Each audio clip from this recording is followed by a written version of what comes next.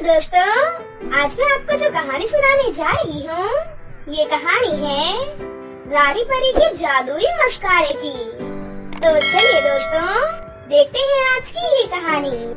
रायगढ़ नाम का एक गाँव था, जिसमें सभी लोग हंसी खुशी से रहते थे। उसी गाँव में चांदनी अपनी माँ वैशाली के साथ हंसी खुशी से रहती थी। चांदनी बहुत ही शांत और एक अच्छी लड़की थी, लेकिन दिखने में वो बहुत काली थी। उसकी छोटी छोटी आंखें और लंबी सी नाक थी। उसको कम देखने के कारण बचपन में ही चश्मा लग गया था। चांदनी की एक छोटी बहन भी थी, जिसका नाम छाया था, जो दिखने में बहुत ही खूबसूरत और आकर्षित थी, जिस वजह से उसको अपने ऊपर बहुत ज्यादा घमंड आ गया था। चांदनी के पिता मोहन शहर की एक बड़ी सी कंपनी में काम करते थे, ताकि वो अपनी दोनों बेटियों की सभी इच्छाएं पूरी कर सकें। जब कभी किसी काम से चांदनी बाहर जाया करती थी, तो लोग उसका बहुत मजाक उड़ाया करते थे। अरे देखो देखो, काली भूतनी चश्मा पहनकर घूमने निकली है। चांदनी तो सभी की बातों पर ध्यान नहीं देती थी और बिना कुछ कहे वहाँ से चुपचाप चली जाती थी। छाया हमेशा चांदनी से लड़ती ही रहती थी और हमेशा अपनी माँ से उसकी झूठी झूठी शिकायत करती थी। अपनी बेटियों की रोज रोज की लड़ाई देखकर उनकी माँ को बहुत चिंता रहती थी। तभी एक दिन वैशाली बाजार जा रही होती है, तो वो अपनी बेटियों से कहती है, मैं कुछ सामान खरीदने बाजार जा रही हूँ। सोच रही हूँ वहाँ से तुम दोनों के लिए भी कुछ कपड़े खरीद लूँ।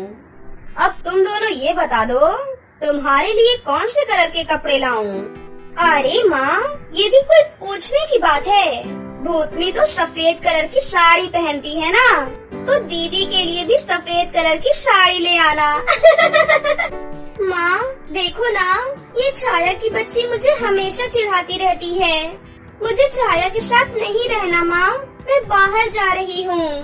ठीक है दीदी, लेकिन ध्यान रखना, कहीं धूप में तुम और भी ज्यादा काली ना हो जाओ। चांदनी गुस्से में बाहर की ओर चली जाती है। बाहर भी लोग चांदनी का मजाक उड़ाने का कोई भी मौका नहीं छोड़ते थे। इसी तरह दिन निकल रहे थे। एक दिन चांदनी घर से निकलकर मार्केट से सामान लेने के लिए जा रही होती है, तो उसके गांव का एक शैतान लड़का अपने दोस्तों के साथ मिलकर चांदनी का मजाक उड़ाने लगता है। अरे देखो देखो, ये तो मिस चांदनी है, हमारे गांव की सबसे खूबसूरत लड़की। इसकी सुंदरता का तो क्या ही कहना। उस लड़के की ये बात सुनकर सभी जोर जोर से हंसने लगते हैं। हमेशा की तरह चांदनी उन लोगों की बातों को इग्नोर करके मार्केट की ओर जाने लगती है। फिर चांदनी बाजार से फल और सब्जियां खरीदकर अपने घर वापस आ जाती है। एक दिन चांदनी बगीचे में एक पेड़ के नीचे बैठकर खूब जोर जोर से रोने लगती है और कहती है, मैंने तो कभी भी किसी का बुरा नहीं सोचा, फिर सभी लोग मेरा मजाक क्यों उड़ाते हैं? ऐसा कहकर वो फिर से जोर जोर से रोने लगती है। उसके रोने की आवाज सुनकर पास के पेड़ पर आराम कर रही एक परी पेड़ से उतरती है और चांदनी के पास आकर उससे कहती है, क्या हुआ बेटी, तुम इस बगीचे में बैठकर क्यों रो रही हो? परी की आवाज सुनकर चांदनी डरने लगती है और डरते डरते इधर उधर देखती है। फिर वो देखती है कि वहाँ पर एक परी खड़ी है। आप तो किसी परी की जैसी लग रही हो। तुम सही कह रही हो बच्ची, मैं एक परी ही हूँ, लेकिन मैं रानी परी हूँ। मैं यहाँ तुम्हारे रोने की आवाज सुनकर आई हूँ। बताओ, तुम इस घने बगीचे में क्यों रो रही हो? क्या हो गया?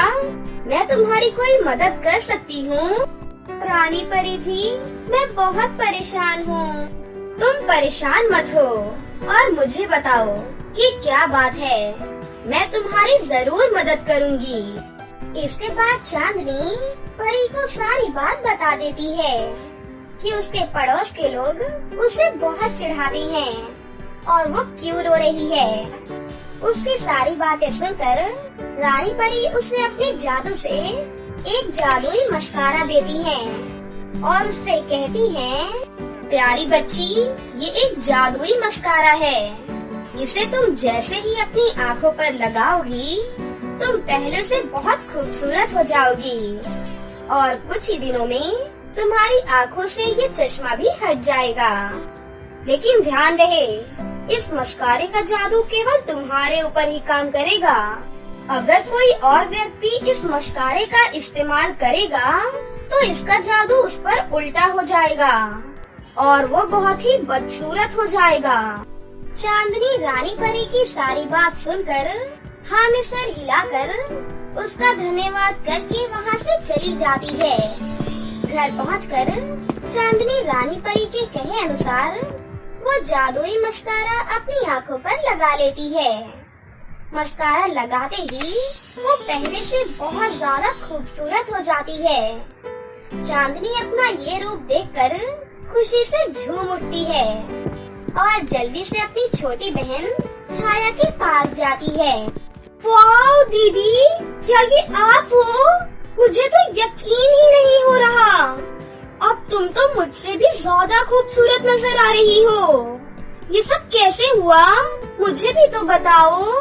और इस तरह से मासूम चांदनी अपनी छोटी बहन छाया को सारी कहानी सुनाती है। छाया ये सब सुनकर मन ही मन उस मस्कारे को अपना बनाने की ठान लेती है। मेरी प्यारी बहन, मुझे भी तुम्हारी तरह दुनिया की सबसे खूबसूरत लड़की बनना है। कृपया मुझे भी अपना वो जादुई मस्कारा लगाने दो ना। नहीं मेरी प्यारी बहन, रानी परी ने उस जादुई मस्कारे को मेरे अलावा किसी को देने के लिए मना किया है। मुझे माफ करना, मैं तुम्हें वो जादुई मस्कारा नहीं दे सकती। छाया को अपनी बहन पर यकीन नहीं होता और वो सोचती है कि उसकी बहन उसे अपने जितना खूबसूरत होने नहीं देना चाहती है, इसलिए वो झूठ बोल रही है। लेकिन छाया ने ठान लिया था कि वो कैसे भी करके वो जादुई मस्कारा लगा कर ही रहेगी। फिर छाया मन ही मन प्लानिंग बनाती है। अभी तो मैं जा रही हूँ, लेकिन मौका मिलते ही मैं वो जादुई मस्कारा चुरा कर अपनी आँखों पर जरूर लगाऊंगी। फिर छाया वहाँ से थोड़ी देर के लिए बाहर चली जाती है और इस तरह चांदनी के रोजाना वो जादुई मस्कारा लगाने से उसे बिना चश्मा लगाए ही अब सब कुछ साफ साफ दिखने लगता है। चांदनी जब कभी भी किसी काम से बाहर जाती तो उसके पड़ोस के बच्चे उसको देखकर आपस में बातें करने लगते और बहुत शर्मिंदा होते कि वो अब उनसे भी ज्यादा खूबसूरत हो गई है। तभी चांदनी को वही शैतान लड़का रास्ते पर मिलता है और उससे कहता है, अरे वाह चांदनी, तुम तो पहले से भी ज्यादा खूबसूरत हो गई हो। ये कैसे हुआ? मैं तुम्हें क्यों बताऊं? तुम तो मेरे काले रंग का मजाक उड़ाया करते थे ना।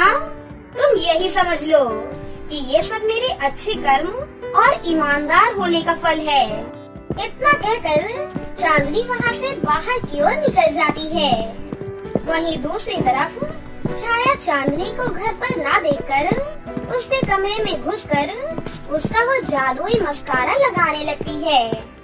छाया के मस्कारा लगाते ही वो दुनिया की सबसे बदसूरत लड़की में बदल जाती है। छाया अपना ये रंग रूप देखकर बहुत जोर जोर से रोने लगती है। छाया रो ही रही होती है कि तभी वहाँ पर चांदनी भी आ जाती है। अरे छाया बहन, मैंने तुम्हें मना किया था ना कि तुम इस जादुई मस्कारे को मत लगाना। अब देख क्या हो गया ये सब। दीदी मुझे माफ कर दो, मुझसे बहुत बड़ी भूल हो गई। मैं आगे से ऐसा कुछ नहीं करूँगी, कृपया मुझे पहले जैसा बना दो। अब मैं कुछ नहीं कर सकती बहन, अब शायद तुम जिंदगी भर ऐसी ही रहोगी। लेकिन छाया के ज्यादा माफी मांगने पर चांदनी छाया को माफ कर देती है और जादुई मस्कारे से बोलकर उसे पहले की तरह वापस खूबसूरत कर देती है। इस तरह दोनों बहनें आगे का जीवन हंसी खुशी से गुजारती हैं और दोनों में अच्छी दोस्ती भी हो जाती है। बिरजू की पत्नी ने 5 दिन पहले एक लड़के को जन्म दिया है, जिसे बिरजू जितनी बार देखता उसका सर भारी हो जाता। अपनी चिंता वो अपनी पत्नी से नहीं छुपा सका और परेशान स्वर में उससे कहा, 4 बच्चे पहले से ही हैं और अब ये आ गया। मैं ठहरा मामूली दिहाड़ी मजदूर, कैसे पालूंगा इतने सारे बच्चों को। बिरजू की पत्नी उसकी बातों का क्या जवाब देती।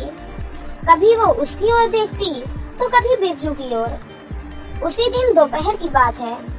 बिरजू अपनी टूटी फूटी झोपड़ी के बाहर चुपचाप बैठा हुआ था।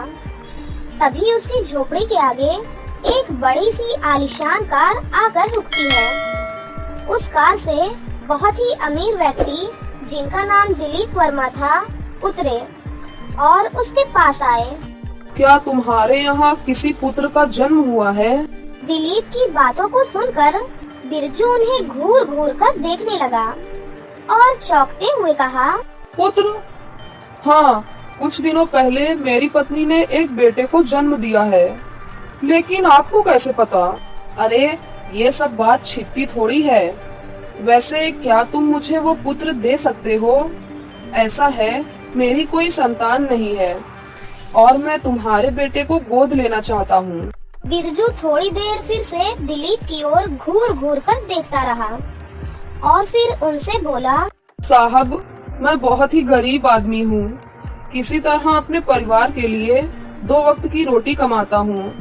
जब से मेरा ये बेटा हुआ है, मैं उसी की चिंता में घुला जा रहा हूँ।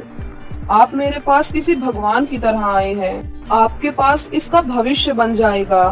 मेरे पास तो इसकी किस्मत में भूख और बीमारी ही आएगी। बिरजू ने दिलीप को अपना बेटा दे दिया। दिलीप ने बच्चे को लिया और वहाँ से निकल पड़ा। रास्ते में एक नदी आती थी। दिलीप ने अपनी कार वहाँ रोकी और बच्चे को अपनी गोद में उठाया और नदी के पास खड़ा हो गया। आज मैं अपनी बेटी का भाग्य अपने हाथों से खुद लिख रहा हूँ। आज मैं मिटा रहा हूँ अपनी बेटी के भाग्य में लिखी हर वो बात जो मैं नहीं चाहता। ये कहकर दिलीप ने उस छोटे से बच्चे को अपनी गोद से नदी में फेंक दिया। दिलीप एक बहुत बड़े ज्योतिषी थे। वो भविष्य देख सकते थे। यही नहीं, किसी की जन्म कुंडली पढ़कर जिसके बारे में वो जो कहते थे वो सच हो जाता था। उनका कहा कभी नहीं बदलता था। कुछ दिन पहले की बात है। वो अपनी एकलौती बेटी मेहर की कुंडली देख रहे थे। ये क्या है? ये कैसे हो सकता है? मेरी एकलौती बेटी का विवाह किसी दिहाड़ी मजदूर के बेटे से होगा? हाँ? दिलीप ने अपनी आंखें बंद की और उस लड़के को देखना शुरू किया। पल भर में ही उनकी आंखों के आगे बिरजू का बेटा आ गया। उन्होंने अपनी आंखें खोली और मैं भविष्य देख सकता हूँ तो भविष्य बदल भी सकता हूँ। मैं बदल दूंगा अपनी बेटी का भविष्य, मार दूंगा उस लड़के को। दूसरी ओर वो छोटा सा बच्चा पानी के बहाव के साथ बह जा रहा था। वहीं नदी के किनारे बसे एक छोटे से गांव की मछुआरी कमला उस समय जाल डालकर मछली के फंसने का इंतजार कर रही थी। कितनी देर हो गई, आज तो एक भी मछली जाल में नहीं आई। तभी उसकी नजर पानी की लहरों के ऊपर आ रहे उस बच्चे पर पड़ी, जो बेचारा लगातार रोए जा रहा था। अरे ये किसका बच्चा है? किस निर्दयी ने इस बच्चे को पानी में डाल दिया? अरे जब पाल नहीं सकते तो पैदा क्यों करते हैं? कमला ने उस बच्चे को लहरों से निकाला। वो बेचारा बच्चा लगातार रोए जा रहा था। उसने उसे गले से लगा लिया। क्या हो गया? अरे क्या हो गया? क्यों रो रहे हो? भूख लगी है क्या? मैं हूँ ना, मत रो बेटा मत रो। कमला के पति का 3 साल पहले देहांत हो गया था। उसका दुनिया में कोई नहीं था। उसने उस बच्चे को गोद ले लिया। कमला ने उसका नाम प्रेम रखा। समय धीरे धीरे पंख लगाकर उड़ता गया। प्रेम अब 21 साल का हो गया था। इस बीच कमला की मौत भी हो गई थी। उधर ज्योतिषी दिलीप की बेटी भी अब जवान हो गई थी। एक दिन की बात है, वो नाव की सवारी कर रही थी। तभी मौसम बहुत ही खराब हो गया। जोर जोर से आंधी चलने लगी और फिर मूसलाधार बारिश शुरू हो गई। ओह, इतनी तेज आंधी और तूफान, ऊपर से ये बारिश। ओह, तूफान और बारिश और बढ़ती गई और उनकी नाव डूबने लगी। महर पानी के बहाव में कुछ देर तक हाथ पांव मारती रही, फिर थक कर बेहोश हो गई और लहरों के साथ बहने लगी। उधर दूसरी ओर प्रेम उस समय नदी में मछली पकड़ने के लिए आया था, लेकिन तूफान के कारण वापस लौटने का सोच रहा था। तभी उसे महर पानी में बहती हुई दिखाई दी। अरे ये कौन है? कौन बहता आ रहा है नदी के बहाव के साथ? प्रेम तुरंत पानी में उसे बचाने के लिए उतर गया और लहरों से लड़कर उसकी जिंदगी बचा ली। महर को जब होश आया तो उसने खुद को प्रेम के घर में पाया। मैं कहाँ हूँ? आप कौन हो? तब प्रेम ने महर को वो सारी बातें बताई, जिसे सुनकर महर का दिल प्रेम के प्रति प्यार से भर गया और उसने अपने प्यार का इजहार भी उससे कर दिया। प्रेम ने भी उसका निवेदन स्वीकार कर लिया। कुछ दिनों बाद उन दोनों ने शादी कर ली। शादी के बाद महर प्रेम को लेकर अपने घर पहुंची और अपने पिता से सारी बातें बताई। तुमने शादी कर ली, लेकिन ये लड़का कौन है? इसका कौल क्या है? खानदान क्या है? तब प्रेम ने उन्हें सारी बातें बताई, जिसे सुन दिलीप ने अपना सर पीट लिया और मन ही मन सोचने लगा, हे भगवान, 21 साल पहले मैंने इस काले अध्याय को अपनी बेटी की जिंदगी से निकालना चाहा था, लेकिन आज ये फिर से मेरे सामने आ गया। लेकिन मैं हार नहीं मानूंगा। उस बिहारी मजदूर के बेटे को मैं कभी अपना घर जमाई स्वीकार नहीं करूंगा। कुछ दिनों के बाद महर कुछ महीनों के लिए शहर से बाहर गई हुई थी, तो दिलीप ने प्रेम को अपने पास बुलाया और उससे बहुत ही चिंतित स्वर में कहा, मैं तुमसे कुछ मांगना चाहता हूँ बेटा। अपने लिए नहीं, लेकिन मेरी इकलौती बेटी के लिए, उसके जीवन के लिए। बोलो, क्या तुम मुझे वो दोगे जो मैं मांगूंगा तुमसे, या इनकार करके मेरी बेटी के जीवन को खतरे में डाल दोगे? बोलो बेटा। ये सब आप क्या कह रहे हैं पिताजी? मेरी तो कुछ समझ में नहीं आ रहा। देखो, मैं कहना तो नहीं चाहता तुमसे, लेकिन अगर नहीं कहा तो बहुत मुसीबत आ जाएगी। तुम्हें तो पता है कि मैं ज्योतिषी हूँ। मैंने अपनी बेटी की और तुम्हारी कुंडली देखी है। उसमें साफ साफ लिखा है कि अगर तुम दोनों साथ रहे तो मेरी बेटी की मृत्यु हो जाएगी। ये आप क्या कह रहे हैं? मैं सही कह रहा हूँ बेटा, लेकिन हम उसकी मृत्यु को रोक सकते हैं अगर तुम उसे छोड़कर हमेशा के लिए चले जाओ तो। अपनी पत्नी की खातिर प्रेम उस शहर को छोड़कर वीरगंज नाम के दूसरे शहर में चला गया। कई दिन तक वो भूखा प्यासा इधर उधर भटकता रहा और एक दिन वो सड़क के किनारे बेहोश होकर गिर पड़ा। जब उसे होश आया तो उसके सामने रामू नाम का एक बूढ़ा सपेरा बैठा हुआ था, जो सांप का खेल दिखाकर अपनी रोटी चलाता था। तुम कौन हो बेटा और कहाँ से आए हो? तब प्रेम ने उसे अपनी सारी बातें बताई। उसकी बातें सुनकर रामू ने कहा, बेटा, जो भाग्य में लिखा होता है उसे कौन बदल सकता है? यही तुम्हारे भाग्य में लिखा था, तो उसे तुम कैसे बदल सकते हो? वैसे भी तुम्हारा ये फैसला तुम्हारी पत्नी के जीवन के लिए है, इसलिए इसे स्वीकार करो और नई जिंदगी शुरू करो बेटा। प्रेम रामू के साथ रहने लगा। वो उसी के साथ सांपों का खेल दिखाता। यही नहीं, उसने रामू से न सिर्फ जहरीले सांपों को पकड़ने की कला सीखी, बल्कि उनके जहर को काटने का मंत्र और जड़ी बूटी के बारे में भी जाना। बेटा, तुमने गजब की प्रतिभा है।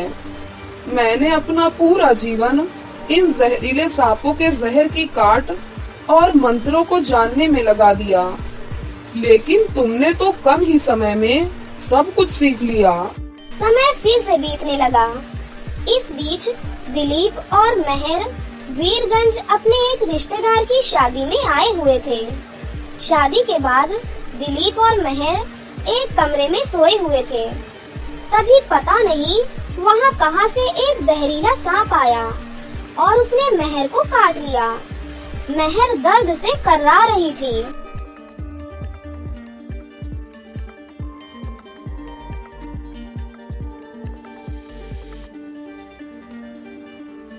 पिताजी, पिताजी, मुझे सांप ने काट लिया है।